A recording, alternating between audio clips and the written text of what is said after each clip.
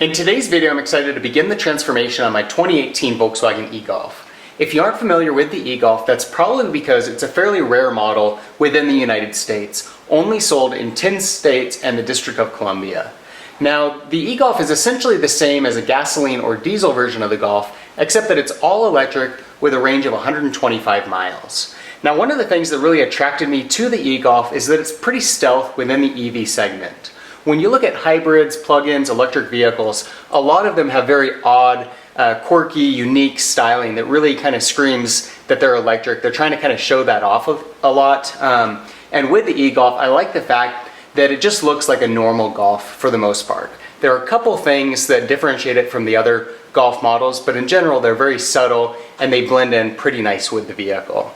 Now, despite that, I have some plans with my e-Golf to give it a much more sporty, upscale appearance, and in today's video we're going to swap out the stock wheels with a set of upgraded Golf R wheels. If you aren't familiar with the Golf R model, it's the highest performance spec version of the Golf, and the new wheels that we're putting on today are a 19-inch set of wheels. Now, before I bought these wheels, I did do quite a bit of research to see what the impact would be on the total electric range, and while I'm a little concerned that it's going to have an impact on the overall efficiency of the vehicle, because it has a range of 125 miles, and I pretty much use the vehicle for in-town driving only, I'm not that concerned about the total range, and so I don't really see that being an issue.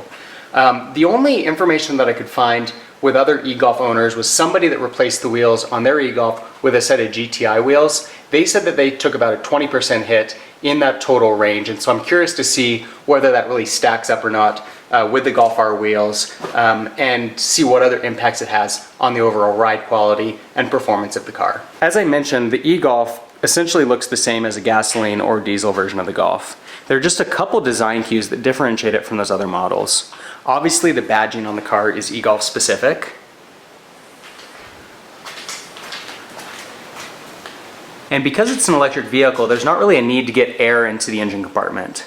And so this is a little bit more sealed off than what you see in those other versions. And then this little blue strip along here is also unique to the e-Golf. The other thing that you see different on the e-Golf is this front bumper.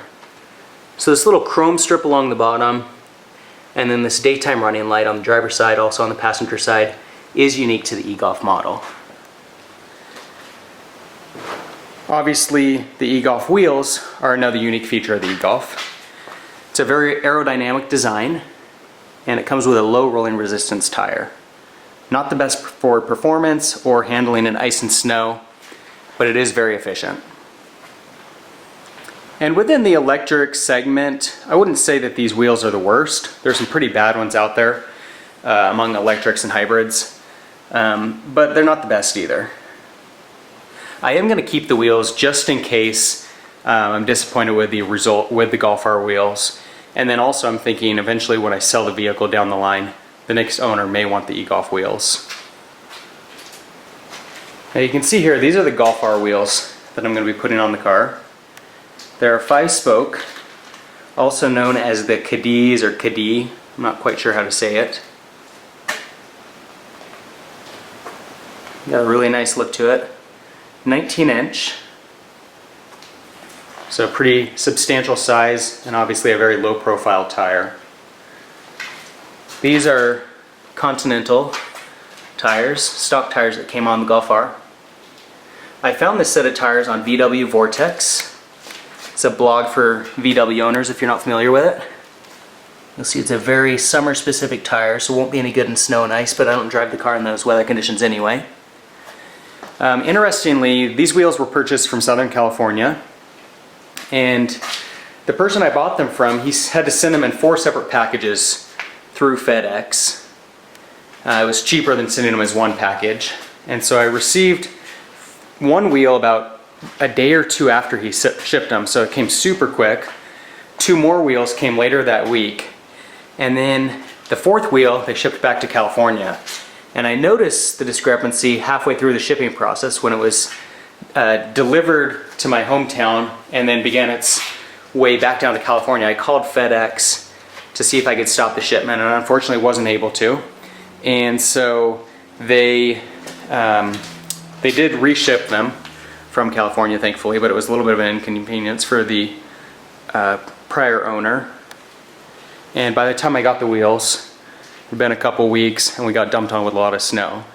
So they've been sitting in the garage. I've been anxious to get them on, but it's been a bit of a wait. See another difference on the e-Golf back here on the rear bumper. It's got kind of an insert of where a tailpipe would be, but obviously there's no tailpipe on the e-Golf. Hard to get around and get you a good angle of that. I will make sure to get a good angle of the car, some good footage at the end of the video showing you what the Golf R wheels look like.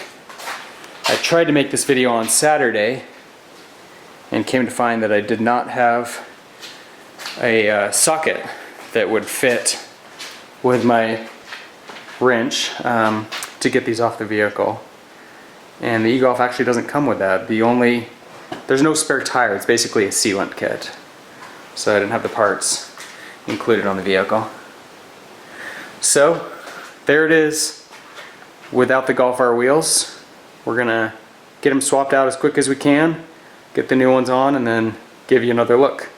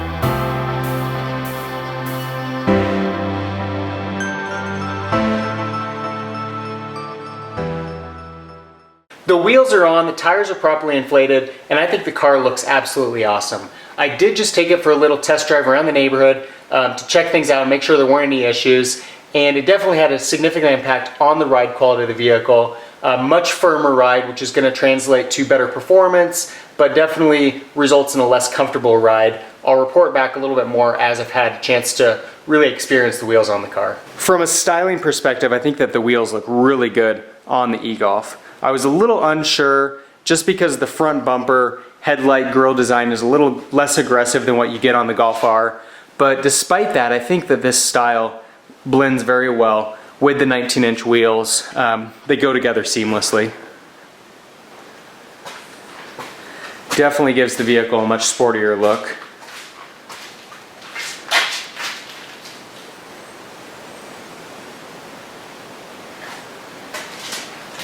Doesn't hurt having those LED lights running right now either. Gives the car a pretty cool look. But man, so much better looking than the e-Golf. You will see that the brakes are much smaller than what you get on the Golf R. So with those wide gaps and those big openings looking into the wheel, not quite as impressive on the e-Golf. But that's okay. Most people, probably 95% of people, aren't going to notice the difference anyway. It'll be the Golf R enthusiasts, and they're going to give me a hard time for putting Golf R wheels on an e-Golf anyway. Overall, I think the car looks really good with this wheel setup. So as I mentioned, I'll be back in the morning to give you a better look of the e-Golf in daylight conditions.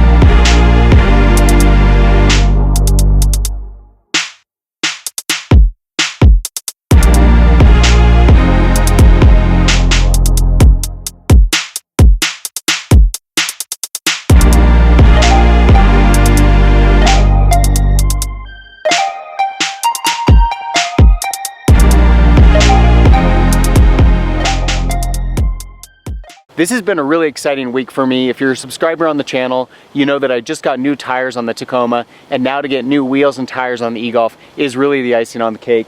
Super pleased with how well these turned out. Just to give you another quick perspective of the vehicle, I'll do a 360-degree walk around.